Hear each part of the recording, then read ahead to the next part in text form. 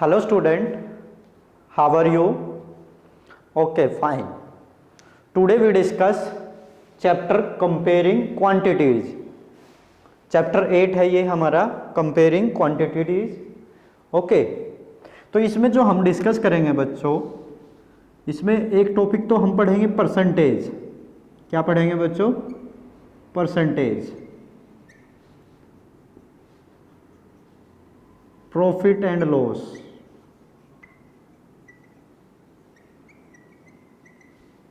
And simple interest and compound interest,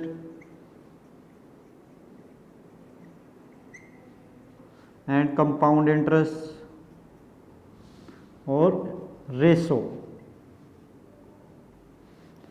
comparing quantity means compare करते हम दो quantities को. जैसे कंपेयर के हमारे जो साइन होते हैं वो होते हैं greater than, less than, equal to. Compare का मतलब क्या है? कोई भी दो वैल्यूओं को हम कंपेयर करें.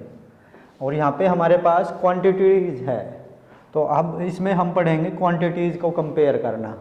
और इसमें जो टॉपिक आएंगे बच्चों हमारे, सबसे पहला रेशो, फिर आएगा हमारा इसी में percentage, profit and loss, simple interest and compound interest. Okay, ratio क्या है बच्चों? देखना, जैसे हमारा फ्रैक्शन है, रेशो से कनेक्टेड है हमारा फ्रैक्शन, डेसिमल.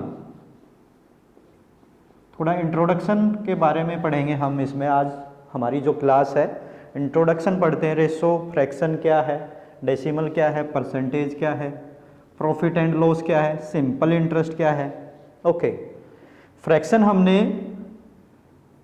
पिछली क्लासेज में पढ़ा है, लास्ट क्लासेज में. क्या? ए बाय बी मीन्स ए क्या होता है हमारा? न्यूमरेटर और बी डिनोमिनेटर. ए बाय बी की फॉर्म क्या होगी हमारी? फ्रैक्शन, जिसमें न्यूमरेटर बाय डिनोमिनेटर. ए क्या होता है हमारा? न्यूमरेटर, बी होता है हमारा डिनोमिनेटर. ओके, फ्रैक्शन कहलाता है हमारा. मीन्स किसी भी होल पार्ट को अगर हम इक्वल पार्ट में डिवाइड करें, मान लो ये एक हमारा पार्ट है हमारे पास होल, इसके हमने टू पार्ट किए, तो ये हो गया हमारा हाफ. टू पार्ट, ये भी हो गया हमारा हाफ, 1/2. आधा पार्ट ये हो गया, आधा पार्ट ये. ओके, तो ये क्या बन गया हमारा? फ्रैक्शन. 1/2. टोटल पार्ट कितने हमारे? 2. 2 पार्ट है तो डिनोमिनेटर में आएगी हमारी वैल्यू. ओके, ये पार्ट 1/2 प्लस 1/2 क्या बनेगा हमारा? 1. ओके, किसी भी होल पार्ट को अगर हम इक्वल पार्ट में डिवाइड करते हैं तो वो क्या बन जाता है हमारा? फ्रैक्शन की फॉर्म में. जैसे हमने इसी के 4 पार्ट किए. जैसे आपने पिज़्ज़ा लिया, पिज़्ज़ा के कितने पार्ट किए हमने? 1 2 3 4. तो ये कितना पार्ट है हमारा? 1/4 पार्ट. और ये भी हमारा 1/4, ये भी 1/4, 1/4. कितने पार्ट किए हमने? टोटल 4. टोटल जितने पार्ट किए हमने वो आया हमारे डिनोमिनेटर में. और जो ये पार्ट है हमारा न्यूमरेटर में, ये क्या आएगा? 1/4. ये पार्ट, जो ये पार्ट है हमारा क्या कहलाए? 1/4. 1/4 प्लस 1/4 प्लस 1/4, 1/4 इक्वल टू होगा हमारा 1. ओके,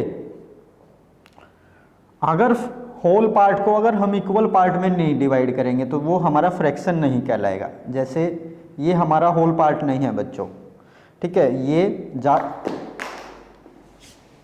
ये हमारा ज़्यादा पार्ट है और ये कम, तो ये हमारा फ्रैक्शन नहीं है.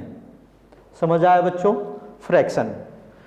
इसी फ्रैक्शन को, न्यूमरेटर बाय डिनोमिनेटर को, अगर हम ए बाय बी को क्या लिख सकते हैं? रेशो में, ए रेशो बी. ओके, क्या लिख सकते हैं? फ्रैक्शन को ही हम ए रेशो बी. और डेसिमल को भी हम, जब हमारा रिमाइंडर, इसका मतलब मीन्स क्या है फ्रैक्शन का? जैसे 2/3 हमारा एक फ्रैक्शन है. ओके, 2/3 हमारा एक फ्रैक्शन है. अब अगर हम इसको डेसिमल की फॉर्म में लेके जाए, फ्रैक्शन से डेसिमल में, तो वो क्या होगा? देखिएगा बच्चों, 2/3 मीन्स न्यूमरेटर वाले पार्ट को हमारा क्या हो जाएगा? डिवाइड करना है किससे? 3 से. ओके, ये क्या है हमारा डिविडेंड और ये है हमारा डिवीजर। ओके, ये हमारा डिविडेंड और ये डिवीजर। इसको हम डिवाइड करेंगे तो किस फॉर्म में आएगा, ये डेसिमल की फॉर्म में। यहाँ पे हमारी वैल्यू क्या है, स्मॉल। तो अगर हम इसको डिवाइड करें तो क्या आएगा, पॉइंट लगा के 0 कैरी करेंगे हम, 3 6 जा 18। ओके, तो ये आ जाएगा हमारा 0.66 समथिंग। तो ये फ्रैक्शन से किस में आ गया, हमारा डेसिमल फॉर्म में। कोई भी हमारे पास है, जैसे एग्जाम्पल से समझते हैं कुछ और।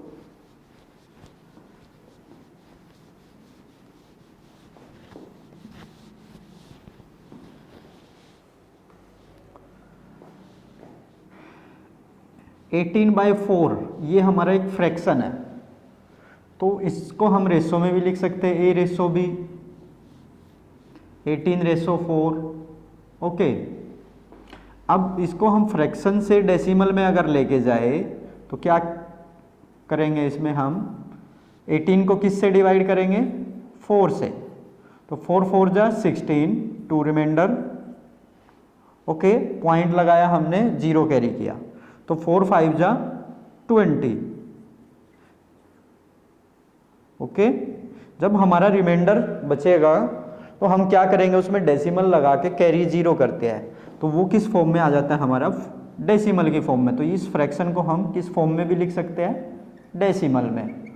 और फ्रैक्शन को हम किस फॉर्म में भी लिख सकते हैं, रेशो में। ओके, समझ आया बच्चों। ये है हमारा रेशो। रेशो जैसे रेशो हो गया हमारा। फिर आता है हमारा परसेंटेज। परसेंटेज का मीनिंग समझिए बच्चों, परसेंटेज है क्या। परसेंटेज मतलब पर 100। परसेंटेज का मीनिंग होता है हमारा, इस चैप्टर में हम रेशो भी डिस्कस करेंगे, परसेंटेज डिस्कस करेंगे, प्रॉफिट एंड लॉस डिस्कस करेंगे और simple interest and compound interest discuss करेंगे। तो परसेंटेज का मीनिंग हो गया बच्चों हमारा पर 100। पर 100, पर 100 मीन्स 100 का कितना पार्ट। मीन्स जैसे मान लीजिए परसेंटेज का सिंबल होता है हमारा ये परसेंटेज का सिंबल है हमारा। तो ओके, परसेंटेज मीन्स क्या है समझिएगा एक बार।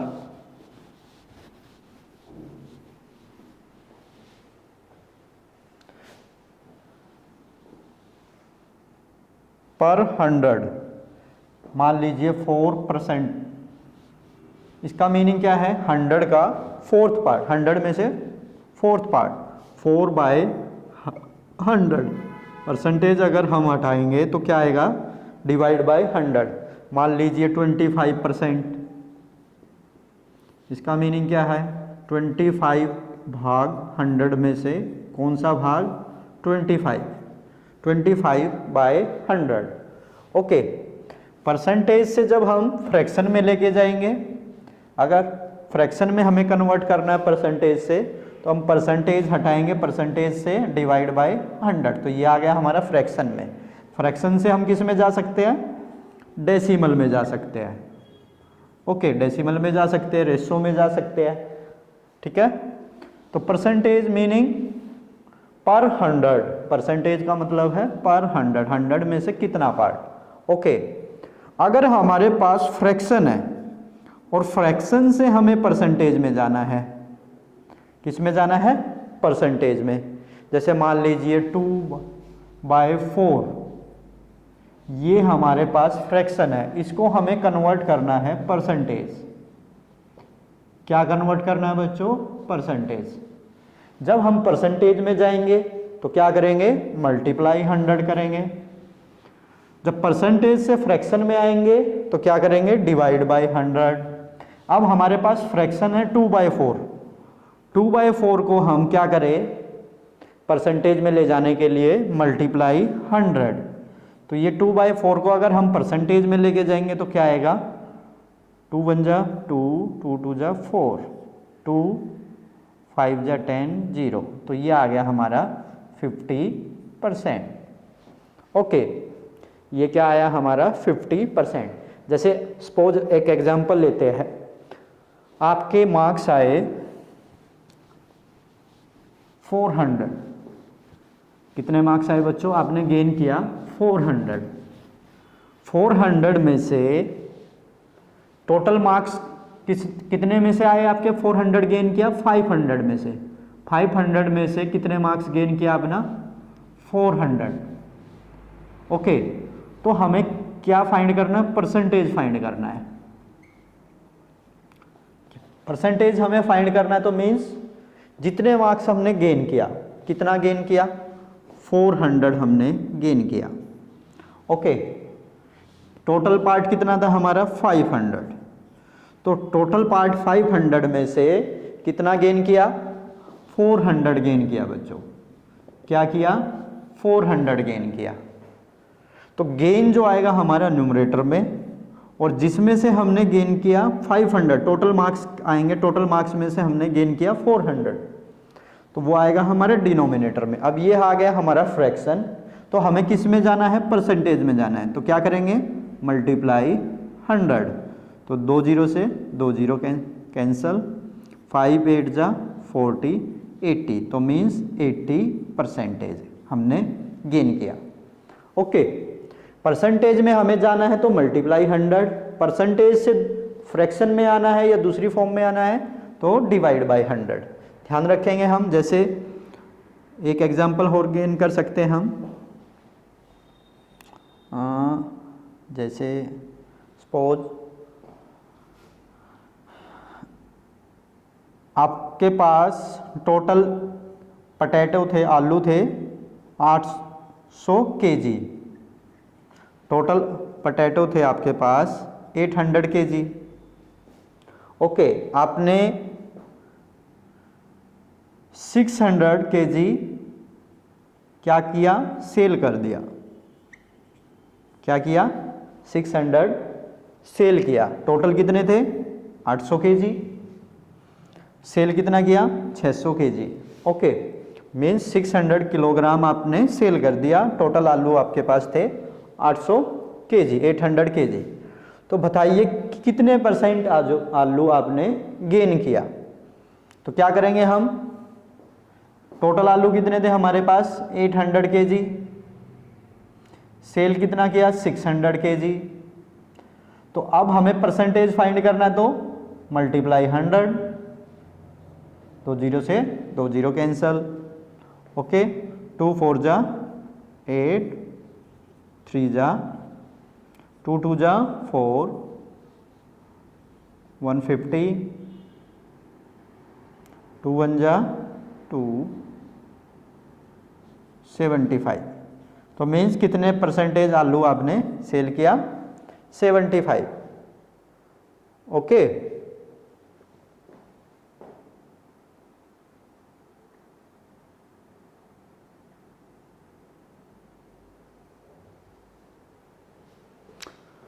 परसेंटेज हम फाइंड कर सकते हैं फ्रैक्शन से। अगर हम परसेंटेज में जाएंगे तो क्या होगा? मल्टीप्लाई 100। अगर हम परसेंटेज से फ्रैक्शन में आएंगे डिवाइड बाय 100, फ्रैक्शन से परसेंटेज में जाएंगे तो मल्टीप्लाई 100 करेंगे। समझ में आया परसेंटेज का मीनिंग? अब बात करेंगे हम profit and loss. Profit and loss, profit क्या है, लॉस क्या है?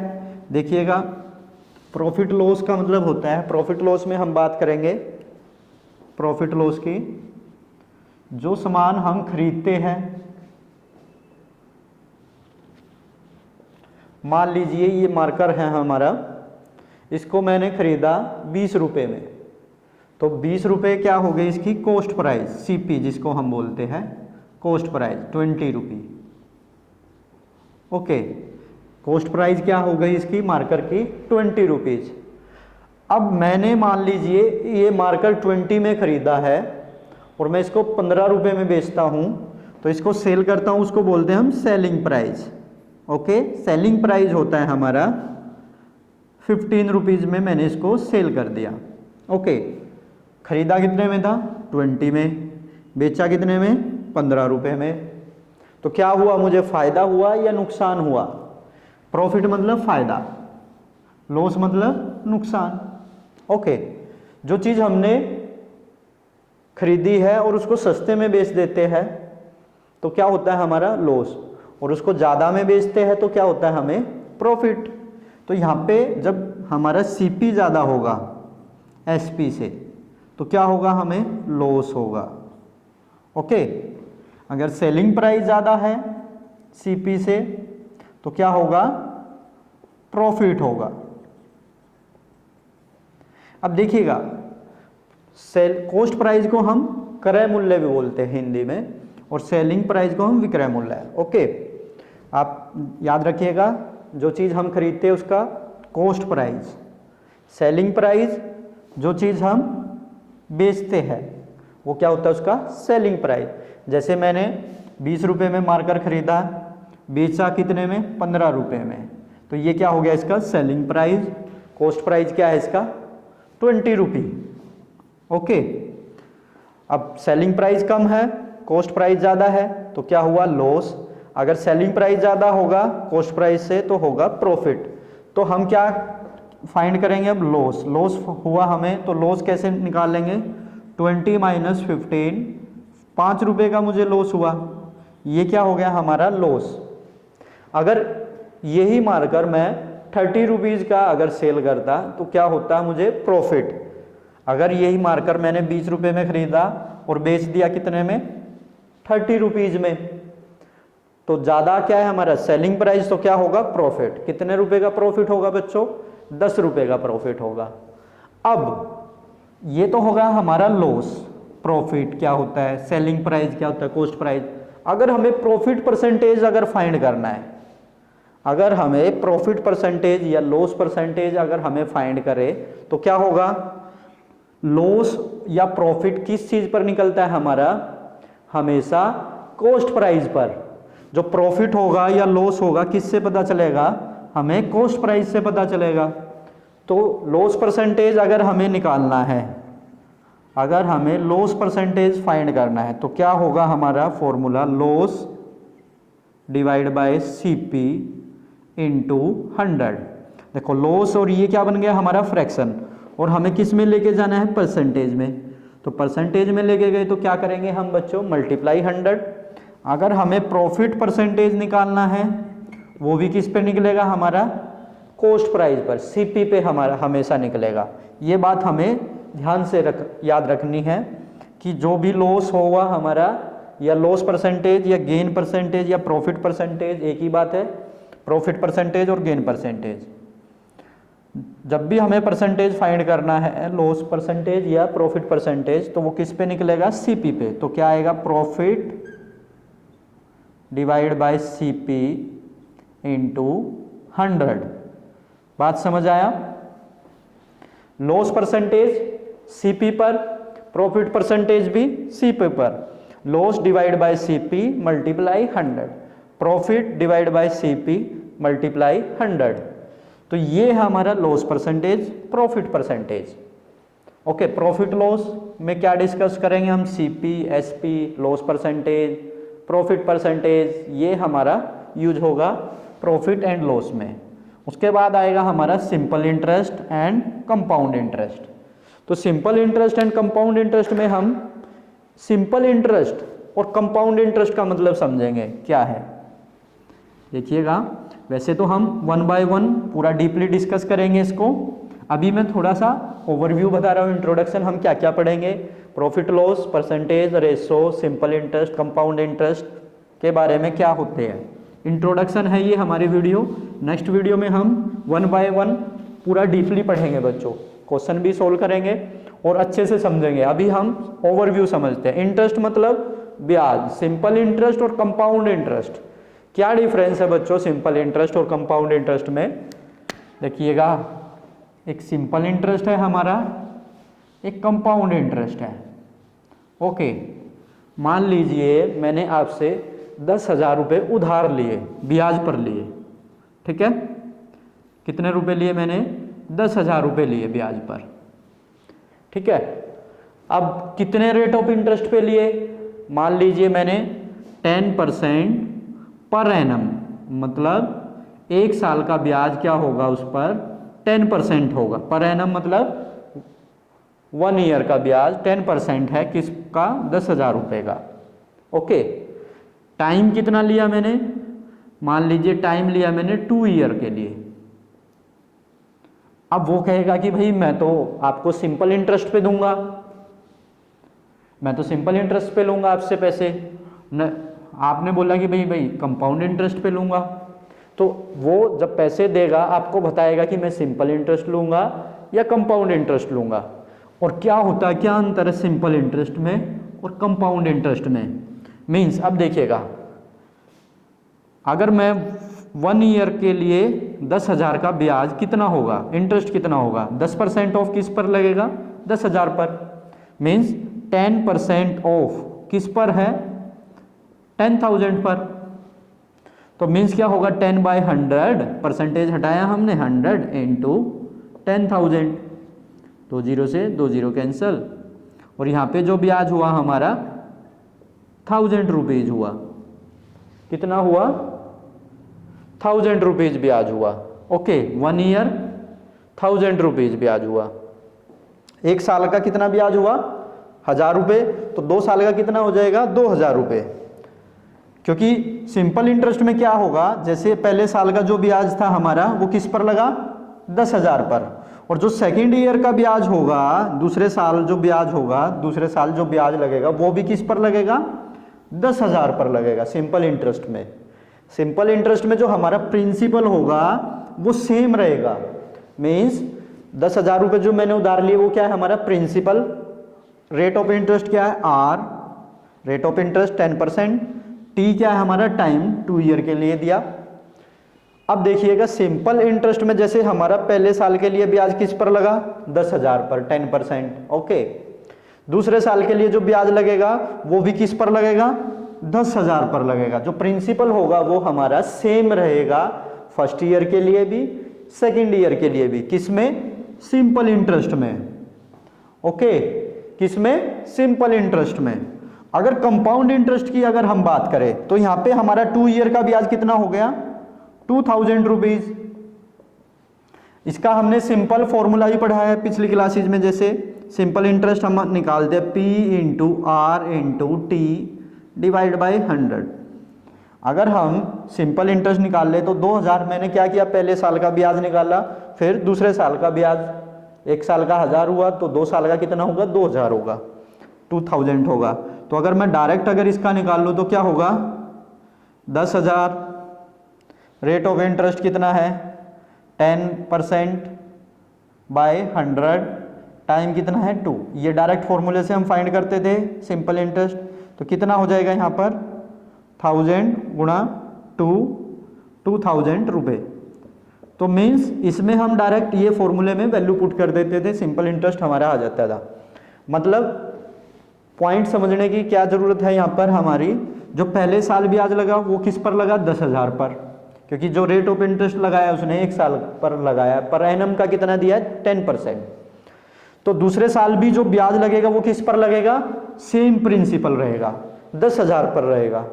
ओके, किस पर लगेगा, 10,000 पे ही सेकेंड ईयर का ब्याज लगेगा। तो 10,000 पर ब्याज लगा तो कितना हुआ, 1000 सेकेंड ईयर के लिए भी, क्योंकि प्रिंसिपल क्या रहा उसमें, सेम।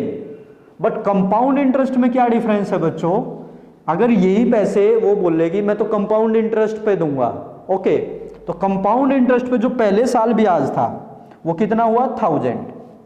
ओके, तो जो ये अमाउंट कितनी बनी 1 साल में, अमाउंट हो गई हमारी, जो ब्याज था पहले साल का 1 ईयर का ब्याज क्या था हमारा, 1000। तो अमाउंट क्या हो गई, प्रिंसिपल जमा इंटरेस्ट फर्स्ट ईयर का 1000। तो 11,000 रुपये हो गया हमारा अमाउंट। ओके, क्या हो गया, 11,000 रुपये हो गया हमारा अमाउंट। समझ आया बच्चों। अब इस केस में जो दूसरे ईयर ब्याज लगेगा, यहां पर किस पे लग रहा था, 10,000 पर, बट यहां पर जो ब्याज लगेगा अब सेकेंड ईयर के लिए जो इंटरेस्ट होगा वो होगा जो अमाउंट बनी हमारी फर्स्ट ईयर में, वो क्या बन जाएगी, प्रिंसिपल। प्रिंसिपल क्या हो गया, 11,000 रुपीज। ओके, अब रेट ऑफ इंटरेस्ट जो ब्याज लगेगा वो किस पर लगेगा, कौन सी अमाउंट पर लगेगा, इस वाली अमाउंट पर। और यहाँ पे किस पे लग रहा था सेकेंड ईयर में, 10,000 पर। सेकेंड ईयर में यहाँ पे किस पे लगेगा, 11,000 पे, जो फर्स्ट ईयर में हमारी अमाउंट जो फर्स्ट ईयर की हमारी टोटल अमाउंट बनी उस पर हमारा सेकेंड ईयर पर ब्याज लगेगा। अगर हम इस पर ब्याज लगाए तो क्या होगा 10% ऑफ किस पर, यहाँ पे किस पे था 10,000 पर, यहाँ पे किस पे लगेगा 11,000 पर। तो क्या आया 10/100 इंटू 11,000, 2 जीरो से 2 जीरो कैंसिल। तो यहाँ पे जो हमारा ब्याज आया वो आया 1100 रुपये। सेकेंड ईयर में यहाँ पे कितना आया ब्याज 1100 और यहाँ पे कितना था 1000। समझ में आया। तो यहाँ पे ब्याज कितना हुआ, ज्यादा हुआ, 2100 रुपये ब्याज बन गया 2 ईयर में और यहाँ पर 2000 रुपीज ब्याज बना। तो क्या डिफरेंस हुआ सिंपल इंटरेस्ट में कंपाउंड इंटरेस्ट में, जो सेकेंड ईयर के लिए ब्याज लगेगा वो चेंज हो जाएगा हमारा प्रिंसिपल, जो पहले साल का अमाउंट बन जाएगा वो क्या हो जाएगी उसमें प्रिंसिपल हो जाएगी। समझ आया बच्चों। और इसमें क्या है हमारा सेम रहेगा, चाहे 4 ईयर के लिए वो ब्याज किस पर लगेगा, जो उसने पैसे लिए उधार, मींस जो प्रिंसिपल रहा हमारा स्टार्टिंग में उसी पर हर साल ब्याज लगता गया। और कंपाउंड इंटरेस्ट में क्या होगा हमारा हर साल प्रिंसिपल चेंज होगा। यहाँ पे क्या होगा सिंपल इंटरेस्ट में प्रिंसिपल सेम रहेगा और कंपाउंड इंटरेस्ट में जो प्रिंसिपल होगा वो चेंज हो जाएगा। क्या रहेगा चेंज होता रहेगा हर साल में। तो कंपाउंड इंटरेस्ट में पैसे लेने में फायदा है बच्चों या सिंपल इंटरेस्ट में, तो हमें पैसा लेने में फायदा है सिंपल इंटरेस्ट पर, क्योंकि इसमें क्या होगा हमारा सेम प्रिंसिपल रहेगा और यहाँ पे हमारा अमाउंट बढ़ता रहेगा, प्रिंसिपल की वैल्यू भी बढ़ती रहेगी। तो यहाँ पे हमारा ब्याज ज़्यादा होगा और यहाँ पे हमारा जो इंटरेस्ट रेट होगा वो कम होगा। समझ में आया हमारा simple interest and compound interest में क्या डिफरेंस है। ये हमारा इस चैप्टर में टॉपिक रहेंगे और अच्छे से हम 1 बाय 1 डीपली पढ़ेंगे बच्चों। Ratio, percentage, profit and loss, simple interest and compound interest, ये हम सभी पढ़ेंगे इसमें चैप्टर में कंपेयरिंग क्वांटिटी में। ओके, कंपेयरिंग क्वांटिटी का मतलब है हम जैसे 2 ऑब्जेक्ट है या 2 चीजें हमारे पास थिंग, उनको कंपेयर करना। ओके, ये हमारा चैप्टर है। ओके, आज के लिए हमारी ये डिस्कस था किसके बारे में, परसेंटेज प्रॉफिट। इंट्रोडक्शन पढ़ा हमने क्या होता है। अब 1 बाय 1 नेक्स्ट वीडियो में हम डिस्कस करेंगे। Okay, thank you.